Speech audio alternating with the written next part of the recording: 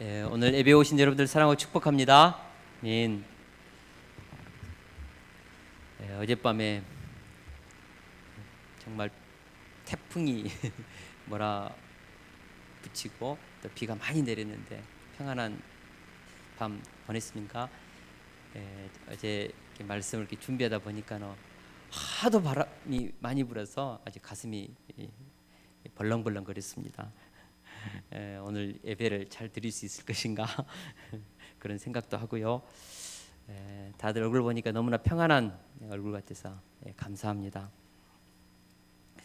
우리가 지금 에베소서 말씀을 계속해서 나누고 있습니다. 오늘 처음 오신 분들에게 이 말씀이 어렵지 않을까 생각되는데 우리가 계속해서 지금 말씀을 강해로 살피고 있기 때문에 오늘 이 말씀의 흐름을 잘 쫓아올 수 있기를 바랍니다. 우리가 앞주에 2장 1절에서 10절 사이에서 바울은 과거 그리스도인들은 누구였으며 현재 그리스도인은 어떤 삶의 위치에 있는지, 그리고 미래에는 어떤 삶의 방향을 가지고 살아야 하는지에 대해서 바울은 말했습니다. 오늘 본문도 2장 1절에서 10절 이 구절을 그대로 가지고 와서 11절에서 22절에서 그 구조로 풀고 있습니다. 다시 말해서 과거에 우리는 누구였는지, 그리고 현재 그리스도인의 신분은 무엇인지, 그리고 우리는 앞으로 어떤 삶을 살아야 되는지, 이것에 대해서 바울은 다시 한번 반복해서 말씀하고 있습니다. 우리는 과거에 어떤 자였는가, 바울은 다시 반복해서 말씀하고 있습니다. 우리 11절에서 12절 말씀을 보겠습니다. 같이 한번 읽겠습니다. 시작. 그러므로 생각하라. 너희는 그때 육체로는 이방인이요 손으로 육체에 행한 할례를 받은 무리라 칭하는 자들로부터 할례를 받지 않는 무리라 칭함을 받는 자들이라. 그때 너희는 그리스도 밖에 있었고 이스라엘 나라의 밖에 사람이라. 약속의 언약들에 대하여는 외인이요 세상에서 소망이 없고 하나님도 없는 자이더니. 아멘. 바울은 또다시 그러므로 생각하라 이렇게 권면하고 있습니다. 생각하라. 뭘 생각하라는 것입니까? 과거에 너희가 어떤 자들이었는지 다시 한번 생각해 봐라, 그런 뜻입니다. 바울은 2장 1절에서 3절에서 그리스도인들은 과거에 누구였는지에 대해서 한번 얘기했습니다. 우리는 과거에 어떤 자들이었는가? 죄와 허물로 죽었던 자들이었다. 우리는 공중의 권세 잡은 자, 불순종의 아들들 가운데 역사하는 영에 사로잡혀서 죄의 종노릇 하던 자들이었다. 그래서 우리는 본질상 진노의 자식이었다. 이것이 과거 우리 그리스도인들의 모습이었습니다.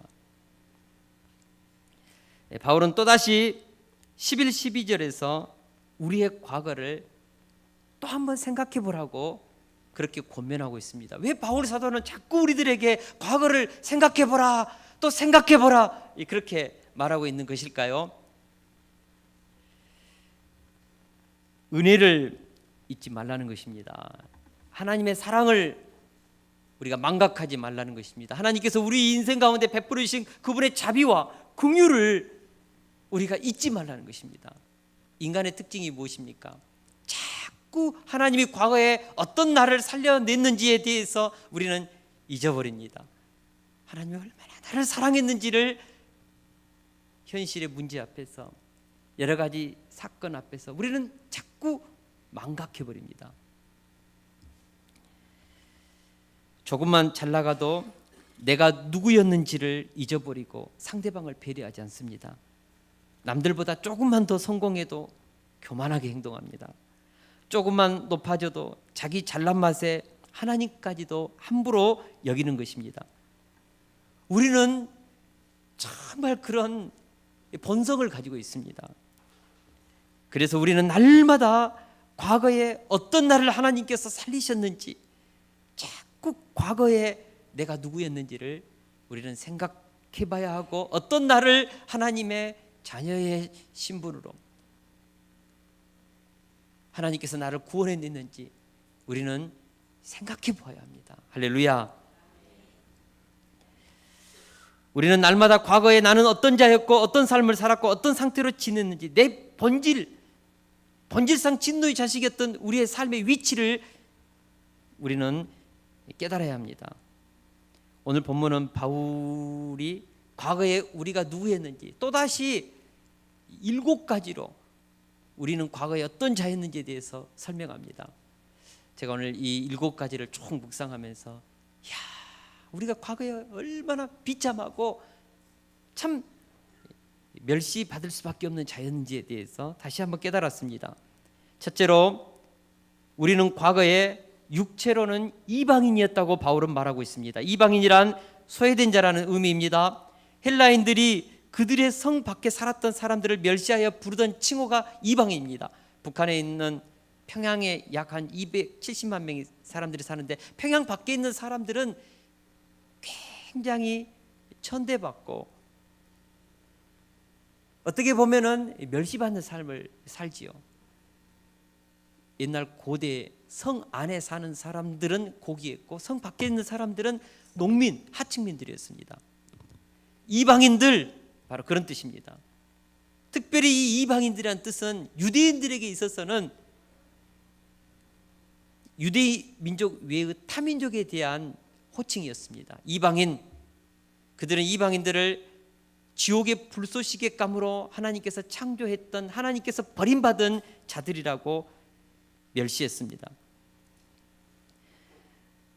우리는 과거에 유대인들의 눈에 비춰볼 때 다 지옥의 불쏘시개 감밖에 되지 않는 이방인 취급을 받은 천하고 비천한 자들이었다.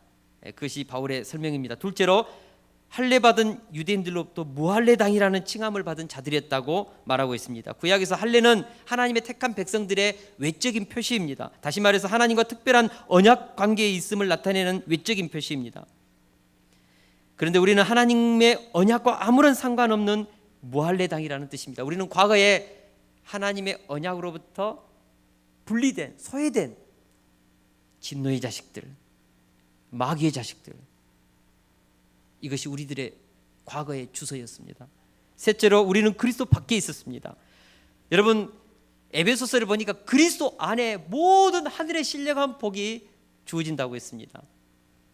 그리스도 밖에는 하나님의 신령한 복이 차단된 그런 상태에서 살아야 되는 것입니다.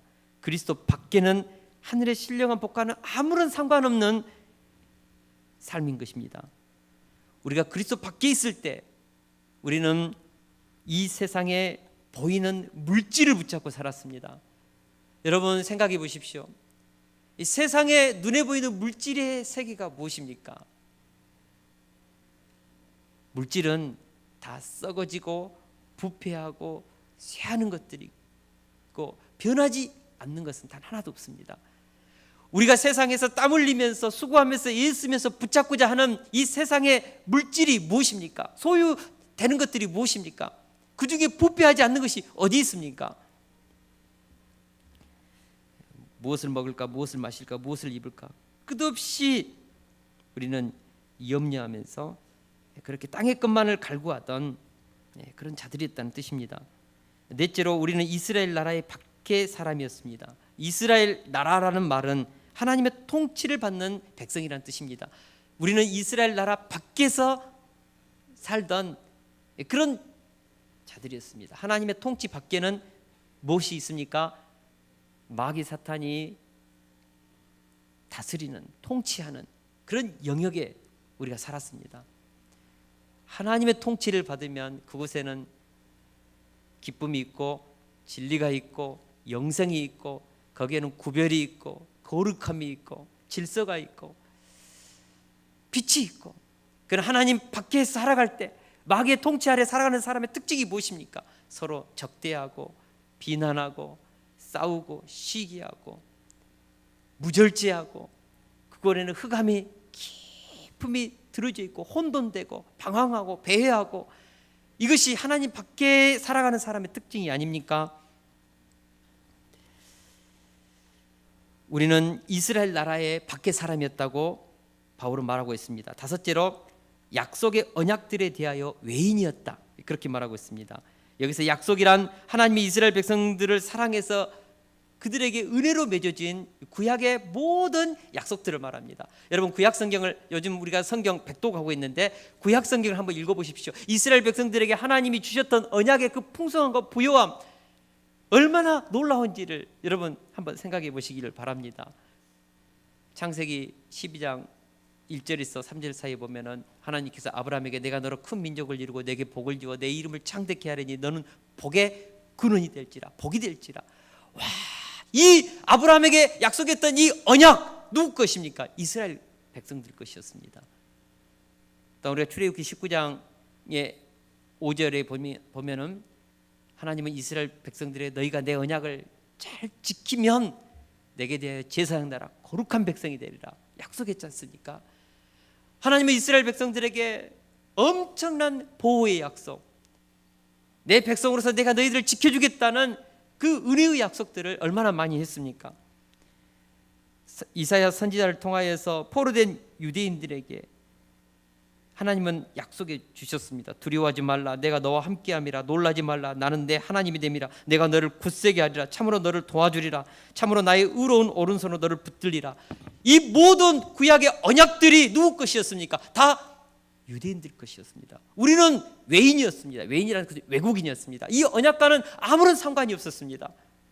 만약 조선시대 때, 고려시대 때, 삼국시대 때 우리 조상들이 이 성경에 계시다 이 풍성하고 부요한 복을 알았더라면, 이 언약을 알았더라면 그들이 얼마나 행복하게 살았을까요? 그러나 그들은 외인이었기 때문에 하나님의 이 언약과 아무런 상관없는 참 비참하고 소외된 인생을 살았습니다. 우리는 과거에 이스라엘과 약속된 이 언약과는 아무런 상관이 없는 외인으로 살았습니다. 여섯째로, 세상에서는 소망이 없었다고 말하고 있습니다. 우리의 소망은 하나님이십니다. 이스라엘의 소망이신 하나님, 이 소망을 리빙 호프, 살아있는 소망이라고 합니다. 산소망, 영원한 소망. 그러나 우리는 이 세상에는 이런 영원한 소망이 없습니다. 아까도 얘기했던 것처럼 다 세상 것들은 부패하고 사라지는 것입니다. 여러분, 우리가 세상을 살아가면서 이 교육계에 소망이 있습니까? 정치에 소망이 있습니까?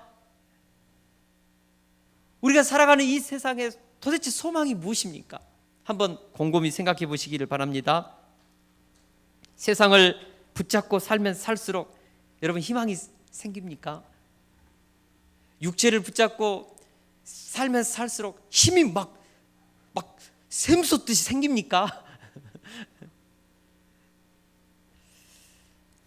육체는 쇠하고 죄는 더해지지 않습니까? 수고는 갈수록 더 쌓이고 눈물과 한숨뿐이지 않습니까? 우리가 세상에서 소망이라고 붙잡는 그것이 진짜 우리를 행복하게 하고 맛깔나게 하는 소망이 도대체 무엇입니까? 10대 때는 뭔가 있는 것 같고 가정을 이루면 뭔가 있는 것 같은데 40이 되고 50이 되고 60이 되고 보면은 다 정말 허탄한 것. 제가 이 세상 것을 다 이렇게 막 허탄하다고 그런 것이 아니라 세상의 소망 자체가 실제적으로 잡다 보면은 그것이 진실한 소망은 아니라는 것입니다. 세상에서 우리는 소망 없이 살던 자였습니다. 일곱째로, 세상에서 하나님도 없는 자였습니다. 이 말은 하나님에 대한 참된 지식이 없었다는 뜻입니다. 세상을 살아가면서 우리에게 참된 하나님, 진리, 빛, 생명이신 이 창조주 하나님, 우리는 이 하나님을 모르고 살았다는 것입니다. 우리 하나님에 대한 참된 지식이 없었기 때문에 우리 조상들은 산에는 산신, 바다에는 용왕신, 마을에 들어가는 입구에는 지하대장군, 천하대장군 세워놓고 거기다가 빌고 마음이 원통하고 정말 한스러우면은 천지신명께 이 저녁에 그렇게 물을 떠다 놓고 빌었지 않습니까? 우리가 누구였습니까? 참된 하나님의 지식이 없었기 때문에 우리는 헛된 것에 비는 그런 참 불쌍한 인생을 살았다는 것이죠. 여러분, 예수님을 만나기 전 우리의 과거의 존재가 이토록 비참했습니다. 그런데 바울은 이런 우리가 현재 어떤 신분으로 격상되었는지에 대해서 13절에서 말씀하고 있습니다. 우리 13절을 다 같이 한번 읽어보겠습니다. 시작. 이제는 전에 멀리 있던 너희가 그리스도 예수 안에서 그리스도의 피로 가까워졌느니라. 아멘. 과거에 우리는 하나님으로부터 멀리 떨어져 있었습니다. 우리는 하나님의 나라로부터 밖에서 마귀의 통치를 받으면서 헷갈리면서 혼돈된 인생, 흑암 속에 있는 인생을 살았습니다. 그런데 이제 현재 예수 그리스도 안에서 이제는 하나님과 가까워졌다고 했습니다. 하나님과 친밀한 관계가 되었다고 했습니다. 다시 말하면 하나님의 백성, 하나님의 자녀의 신분을 갖게 되었다는 뜻입니다. 사랑하는 동역자 여러분, 우리는 과거에 유대인들로부터 개, 돼지 취급받으면서 하나님이 임재하시는 성전으로 들어오지 못하도록 성전 안뜰과 밖을 구분짓는 담을 쌓아서 성전으로 못 들어갔습니다. 이방인들. 유대인들은 성전 안으로 들어오는 이방인들에게 경고의 문을 이렇게 써놓았습니다. 어떤 외국인도 성전 주위의 장벽 및 경내에 들어올 수 없다. 누구든지 그렇게 하다가 잡혀 그 결과 사형을 당하면 그것은 오로지 자신의 잘못이다. 그렇게 경고해 놓았습니다. 여러분, 우리는 과거에 하나님이 임재해 계시는 그 성전에요 들어갈 수 없었습니다. 예배 못 드렸습니다. 멀리서 이스라엘이 섬기는 그 하나님의 성전을 바라만 봤습니다. 관광객들이 보는 것처럼 멀리서 담을 쌓아가지고 철저하게 유대인과 이방인 사이를 구분지었습니다. 그런데 이 담을 예수 그리스도께서 무너뜨렸다는 것입니다. 우리 14절을 같이 한번 보겠습니다. 같이 한번 읽어보겠습니다. 14절 시작. 그는 우리의 화평이신지라 둘로 하나를 만드사 원수된 것 곧 중간에 막힌 담을 자기 육체로 허시고. 아멘. 예수님이 이 땅에 오셔서 유대인과 이방인을 가로막는 이 담을 허셨다는 것입니다. 유대인과 이방인의 이 구분을 없앴다는 뜻입니다. 할렐루야. 예수님이 오셔서 한 일입니다. 또한 예수님께서 십자가에 죽으실 때 마가복음 15장에 보니까 성소와 지성소를 가로막고 있던 휘장이 위로부터 찢어졌다고 했습니다. 다시 말하면 하나님과 인간 사이를 가로막던 휘장을 예수님께서 찢으셨습니다. 그렇게 해서 하나님과 인간 사이의 벽을 허무시고 예수 그리스도를 영접한 사람은 누구든지 하나님 은혜의 보좌 앞으로 나아갈 수 있는 상길 구원의 길을 열어놓으셨다는 뜻입니다. 바울은 이것을 19절에서 이렇게 표현했습니다. 우리 19절도 같이 한번 읽어보겠습니다. 19절 말씀 시작. 그러므로 이제는 또 너희는 외인도 아니요 나그네도 아니요 오직 성도들과 동일한 시민이요 하나님의 권속이라. 아멘. 이제는 더 이상 우리가 외국인, 이방인이 아니라는 것입니다. 나그네도 아니라는 것입니다. 이제는 성전 안으로 들어갈 수 있는 하나님의 자녀의 신분 가졌다는 것입니다. 이것을 성도들과 동일한 시민이요 하늘의 시민권을 가졌다, 하나님의 백성이 되었다, 그 뜻입니다. 심지어는 하나님의 권속이라 그랬습니다. 이 권속이라는 말은 하나님의 한 집안 식구가 되었다는 뜻입니다. 다시 말해서 하나님의 아들, 딸들로서 하나님의 가족 일원, 하나님의 패밀리가 우리가 되었다는 뜻입니다. 여러분 감격 아무도 안 하시네요. 이제 우리가 하나님의 한 가족이 되었다니까요. 이제 하나님의 성전 앞으로 뿐만 아니고 그 지성소, 하늘의 보좌까지 우리가 힘있게 나아갈 수 있는 그런 은혜를 받았습니다.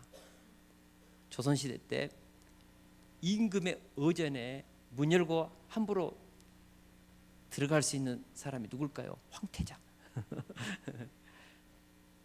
과거의 지성소 문은 1년에 한 번마다 열렸습니다. 그러나 이제는 우리가 필요할 때는 언제든지, 우리가 도움이 필요할 때는 언제든지 은혜를 쫓아서 우리는 은혜의 보좌 앞에 담대히 나아갈 수 있는 그런 하나님의 자녀들, 하늘나라의 황태자, 황공주 이 신분을 우리가 갖게 되었다는 것입니다. 이제는 하나님과 친밀한 그런 사이가 되었다는 것입니다. 할렐루야. 우리가 이 은혜를, 이 감격을 가져야 합니다. 현재 신분입니다. 우리는 하나님의 자녀들입니다. 할렐루야. 하나님의 백성입니다.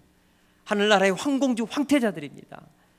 언제든지 하늘 보좌 앞에 담대히 나아갈 수 있는 신분, 우리는 그 신분을 가지고 있습니다. 바울은 15절에서 이렇게 표현했습니다. 그런 우리에 대한 존재에 대해서 법조문으로 된 계명의 율법을 폐하셨으니 이는 이 둘로 자기 안에서 한 새 사람을 지어 화평하게 하시고, 여기서 자기 안에서, 그리스도 안에서 한 새 사람이란 말은 뭘까요? 새로운 피조물이라는 뜻입니다. 새로운 인류입니다. 이것에 대해서 고린도후서 5장 17절에서 바울은 이렇게 표현했습니다. 그런즉 누구든지 그리스도 안에 있으면 새로운 피조물이라. 이전 것은 지나갔으니 보라 새 것이 되었도다. 우리는 누구인가? 그리스도 예수 안에서 새로운 피조물, 새로운 제2의 아담. 처음 창조되었던 아담은 죄 없는 하늘의 모든 부유함을 가지고 자녀권과 통치권을 갖는 완벽한 복을 받은 자녀였습니다. 그런데 마귀 사탄 때문에 우리는 이 모든 복을 잃어버리고 우리는 죄로 타락해서 하나님과 분리되어진 채 신음하며 헷갈리는 인생, 방황하고 배회하는 인생 살고 있지 않습니까? 예수님이 오셔서 우리의 신분을 회복시켜 주시고 이제는 새로운 인간으로서, 제2의 아담으로서, 새로운 피조물로서 살아가는 한 새 사람으로, 새 피조물로, 새 인류로 우리를 만들어냈다는 것입니다. 이제는 우리가 어떻게 살아갑니까? 죄의 문제가 처리된, 더 이상 정죄를 받지 않는, 우리는 새로운 신분을 가지고 존재라는 것입니다. 이제 우리는 어떤 인생을 살아야 되는가? 바울은 오늘 본문에서 이런 우리에게 우리 인생의 방향, 그리스도 안에서 새로운 피조물이 된, 이전 것은 지나갔으니 새 것이 되었도다. 하나님의 나라의 황공주 황태자들로서 우리는 어떤 인생을 이제는 앞으로 살아야 되는가? 두 가지를 얘기하고 있습니다. 첫째는 화목하게 하신 예수님의 정신을 받들어서 화목의 인생을 살아야 한다, 그렇게 말하고 있습니다. 예수님은 이방인과 유대인 이 둘이 한 몸을 이루고 화평하게 하기 위해서 십자가에서 피 흘리셨습니다. 예수님은 이방인과 유대인 이 둘이서 함께 하나님께 나아가도록 하기 위해서 십자가를 지셨습니다. 화목하게 하기 위해서 우리 주님께서 얼마나 큰 대가를 지불했는지 모릅니다. 우리는 예수님께서 십자가에서 지불하신 이 대가로 인하여서 하나님과 화목하게 되고 유대인과 이방인이 하나가 되는 화목의 역사를 이루었습니다. 이제 우리는 어떤 인생을 살아야 됩니까? 화목하는 인생을 살아야 합니다. 사람과 사람의 관계를 잇는 인생을 살아야 한다는 것입니다. 성경은 주 예수를 믿으라 그러면 너와 내 집이 구원을 얻으리라고 했습니다. 이것은 복음의 영향력을 말하고 있습니다. 하나님이 없는 세상은 원수된 관계로, 끊긴 관계로, 미워하고 밀어내는 적대적 관계로 살아갑니다. 하나님이 없는 세상을 한번 곰곰이 묵상해 보십시오. 사람과 사람의 관계가 다 끊긴 채로 살아가고 있어요. 심지어는 부부도 끊긴 채로. 처음에는 그렇게 서로 그냥 사랑하고 알콩달콩 하던 것이 5년이 지나고 10년이 지나면 끊기고 서로 불평과 원망이 쌓여가지고 점점 관계가 깨집니다. 직장에서도 그렇습니다. 친구도 그렇습니다. 사람과의 관계가 다 그렇습니다. 적대적이고 미워하고 밀어내는, 상대방을 이용하고 마음에 맞지 않으면 그 사람을 소외시키는, 그래서 이 세상의 관계가 다 이렇게 무너지고 깨졌습니다. 이제 우리 그리스도인들이 해야 될 일이 무엇인가? 우리는 예수 그리스도의 십자가의 보혈로 하나님과 화해되고 이제는 이방인과 유대인이 화해되었는데 이제는 우리가 어떻게 살아야 하는가? 이제는 화해를 시키는 인생을 우리가 살아내야 합니다. 어디서요? 끊겨지고 밀어내고 소외시키고 서로를 이용하고 서로에 대해서 적대적인 관계에 있는 그곳에 들어가서 우리 그리스도인들이 들어가서 둘 사이의 담을 우리도 허무르고 우리가 화해를 시키는 인생을 살아내야 한다는 것입니다. 사랑하는 동역자 여러분, 나를 통해서 미워하고 밀어내는 적대적 관계가 용서되고 사랑하는 생명의 관계로 발전되고 있습니까? 나 때문에 가정이 하나가 되어야 됩니다. 우리 그리스도를 믿는 나 때문에, 화해를 경험한 나 때문에 화해가 이루어져야 돼요. 직장에 들어가면 나를 통하여서 동료들과 이 상사들 안에 화해가 이루어져야 됩니다. 나 때문에요. 교회 공동체에 들어가면 나 때문에 성도들 가운데 화해가 이루어져야 된다. 내가 들어가면 서로 찢기고 분열시키고 사람들과 관계를 이간질시키는 이런 인생은 마귀에게 속한 인생이지 않습니까? 여러분 인생은 무엇입니까? 우리가 이제는 뉴 빙, 새로운 존재로 살아간다는 그 이유가 무엇입니까? 우리는 피스메이커가 되어야 하는 것입니다. 하나님은 우리 인간을 창조하고 나서 생육하고 번성하고 충만하라고 했습니다. 생육 번성 충만은 무엇입니까? 하나님의 형상을 낳는 인생입니다. 우리가 예수님 안에서 하나님과 우리 사이가 화해되고 유대인과 이스라엘 사이의 벽이 허물어지고 사람과 사람과의 벽이 허물어져서 이제는 우리가 화해의 인생을, 화해라는 이 화평이라는 것을 선물로 받았는데 나를 통하여서 이제는 생육번성 충만해야 합니다. 다시 말하면 하나님의 형상을 가진 사람들을 낳아야 합니다. 전도에서 낳는 것입니다. 사람과 사람 사이에 깨진 관계를 이으면서 우리는 생육번성 충만하는 하나님의 백성들을 낳아야 합니다. 여러분 신앙생활 하면서 얼마나 많은 생명을 낳았습니까? 나를 통하여서 몇 명의 생육번성 충만한 인생을 살았냐고요. 나 때문에 회복된 사람, 인생이 상처가 치유되어서 살아가는 사람이 몇 명이 있습니까? 매일 공격하고 서로의 관계를 이간질시키고 나의 유익을 위해서 이용해 먹고 우리를 통하여서 상처가 막 흘러가고 불평이 흘러가고, 여러분 그런 인생 살고 있습니까? 내가 그리스도인이 되어서도 그런 인생을 살고 있다면 여러분 우리가 정말 나는 하나님의 자녀인가 백성인가에 대해서 여러분 다시 한번 자신의 정체성에 대해서 생각해 보시기를 바랍니다. 우리는 화해시키는 인생을 이제 살아야 합니다. 예수님처럼 담과 담을 허무는 인생, 소외되고 적대적인 관계를 다시 잇는 인생, 생명과 생명이 흐르게 하는 인생, 연합시키는 인생. 다른 사람과 화목하면서 주변의 사람을 살리는 삶을 산다는 거 쉽지 않습니다. 그래서 하나님은 화목하는 인생, 살리는 인생을 위해서 우리를 연단하고 성숙시킵니다. 여러분 살아가면서 상처 있습니까? 때로는 배신도 당하고요, 믿는 도끼 발등도 찍히고, 정말 열심히 일했는데 인정도 못 받고 조롱과 멸시를 당할 때도 있습니다. 이런 아픔과 고통이 왜 있는 것일까요? 하나님은 이런 것을 통하여서 우리를 연단시키는 것입니다. 다른 사람을 품고 살릴 수 있는 상처 입은 치유자로서 상처 입은 사람만이 상처 당한 사람을 품고 감당할 수 있지 않습니까? 그래서 우리를 그런 상처 속에서 연단시키는 것입니다. 여러분 다윗을 보십시오. 다윗은 17세에 기름 부음을 받아서 이스라엘의 왕으로 세워졌습니다. 그러나 다윗의 인생을 바라보면 기름 부음을 받은 그 순간부터 다윗의 인생이 형통했습니까?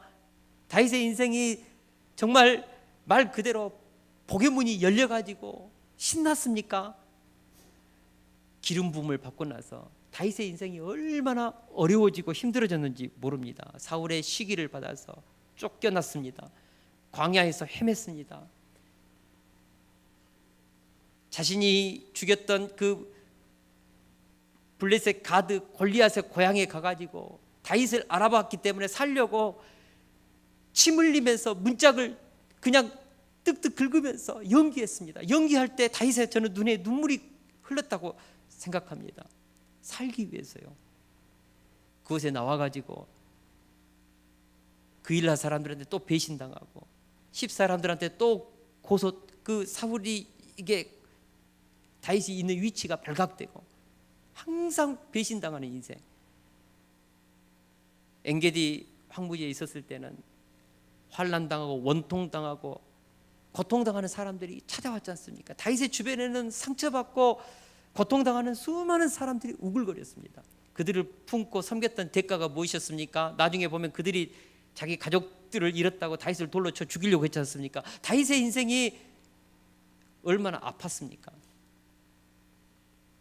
후에 다윗이 이스라엘 왕이 되어서 수많은 사람들을 살려내는 인생을 살았습니다. 하나님의 나라를 세웠습니다. 이유가 무엇일까요? 다윗이 연단받았습니다. 때로는 배신도 당하고요. 때로는 그의 생명이 매일매일 죽음과 한 발자국 사이밖에 안 되는 고난 속에서 다윗이 얼마나 많은 눈물을 삼키면서 고난의 그 용광로를 통과했습니까? 통과하고 나서 성숙한 사람이 된 것입니다. 그래서 다윗의 주변에 오는 사람을 살려낸 것입니다. 왜 하나님께서 우리에게 고난을 줄까요? 왜 하나님께서 우리에게 실패를 줄까요? 살려내라고요. 살려내는 인생을 살라고요. 여러분, 우리는 살려내야 합니다. 성숙한 사람만이 사람을 품고 살려낼 수 있습니다. 미숙한 사람은 항상 자기중심적입니다. 자기 기준, 자기 가치관을 가지고 판단하고 정죄하고 비난하는 것만 하지, 사람을 살리기 위해서 품고 그들을 끌어안고 기도하고 사람을 살리기 위해서 무릎 꿇는 사람이 얼마 있냐고요. 저는 우리 교회 성도님들이 다 사람을 살려내는 성숙한 그런 믿음의 사람들이 다 될 수 있기를 축원합니다. 저는 목회하면서 그런 목회 철학을 가지고 있습니다. 정말 하나님, 우리 교회에 오시는 성도님들 가운데 본인이 정말 교회가 싫어서 떠나면 모르지만, 목회자의 목양권을 정말 신뢰하지 않고 떠나면 모르겠지만, 우리 교회에 붙어있는 분이라면 1%의 가능성만 있어도 주님, 그분이 어떤 삶을 살아도 품겠습니다. 살려내겠습니다. 보듬어 안겠습니다. 이것이 저는 목양자의 삶이라고 생각합니다. 우리 예수님께서 그랬습니다. 떠나만 가지 않으면, 가룟 유다와 같이 정말 떠나만 가지 않으면 품고 살리고 섬기는 것, 이것이 우리 목자들의 인생이 돼야 되고 우리 교사들의 삶이 돼야 되지 않을까요? 그리고 우리 그리스도인들의 삶이 돼야 되지 않을까요? 할렐루야. 왜 고난이 있습니까? 왜 실패가 있을까요? 왜 이런 삶에 예수님을 영접했음에도 불구하고 아픔이 있을까요? 우리 하나님은 출애굽기에 보니까 이스라엘 백성들을 구원해 내서 홍해를 갈라서 광야로 인도했습니다. 광야는 무엇입니까? 훈련입니다. 훈련. 광야에서 훈련시켰습니다. 훈련을 시켰다니까요. 그리고 그것을 통과하면서 그들은 제사장 나라 거룩한 백성으로 빚어지기 시작했습니다. 가나안 땅에 들어갈 자격이 안 되니까 또 뒤로 가게 해서 40년 동안 또 광야 훈련 시켰습니다. 그래서 이 세대들을 훈련해서 가나안 땅을 정복하게 했지 않습니까?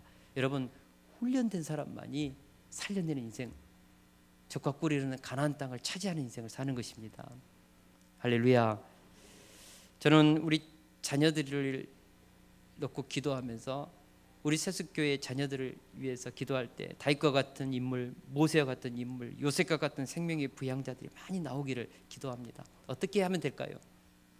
여러분, 우리 자녀들을 부모가 꽉 쥐고 있으면 절대 우리 자녀들은, 절대란 말을 쓰면 안 되는데, 우리 자녀들은 인물이 되지 못합니다. 어떻게 합니까? 광야로 보내야 합니다. 하나님 손에 맡겨야 합니다. 최소한 사춘기 되기 전까지 인격적으로 우리 주님을 만나야 합니다.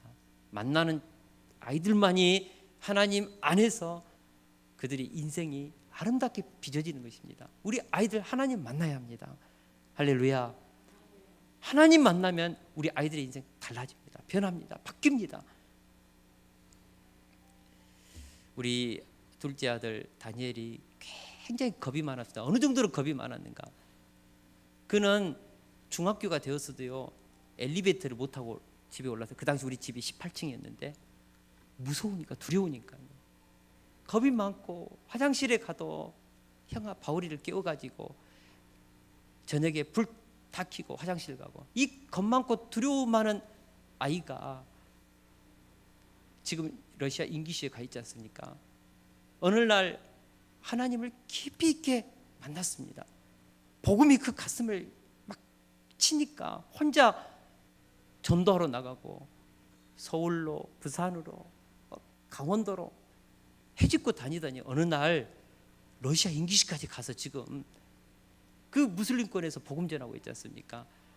여러분, 예수님 만나면, 복음 안에서 자신의 인생을 발견하면요 두려움도 사라지고 바뀌는 것입니다. 할렐루야. 둘째로, 새 피조물인 우리는 서로 연결하여 주 안에서 성전이 되어가는 삶을 살아야 합니다. 우리 20절에서 22절 말씀을 같이 한번 보겠습니다. 함께 읽겠습니다. 시작. 너희는 사도들과 선지자들의 터 위에 세우심을 입은 자라. 그리스도 예수께서 친히 모퉁이 돌이 되셨느니라. 그의 안에서 건물마다 서로 연결하여 주 안에서 성전이 되어가고, 너희도 성령 안에서 하나님이 거하실 초소가 되기 위하여 그리스도 예수 안에서 함께 지어져 가느니라. 아멘. 계속 띄워주세요. 저 말씀. 신약에서 말하는 성전은 두 가지가 있습니다. 바로 성도 개개인이 성전입니다. 그리고 또 하나의 성전이 있는데 교회가 성전입니다. 여러분, 구약에 보면 성전의 최초의 성전은 제단이었고, 그 다음에는 모세가 시내산에서 하나님의 설계도를 받아가지고 성막이라는 증거 장막을 만들었습니다. 그 위에 하나님의 영광 세키나가 임했습니다. 두 번째 성전은 솔로몬이 만들었습니다. 솔로몬이 지어서 하나님께 봉헌해 드렸을 때도 하나님의 영광이 임재했습니다.